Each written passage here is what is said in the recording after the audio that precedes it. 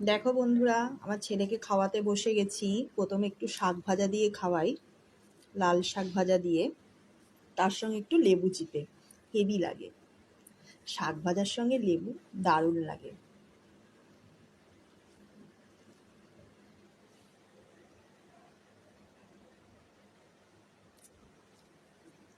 আর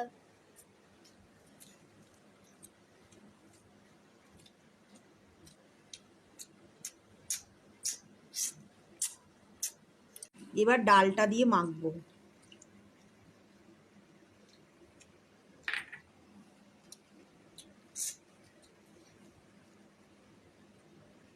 আমার ছেলের ডিমের অমলেট খুব পছন্দ।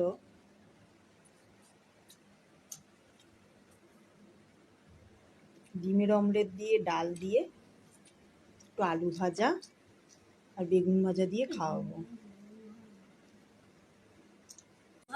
এবার লটিয়া মাছটা দিয়ে খাইয়ে দেবো।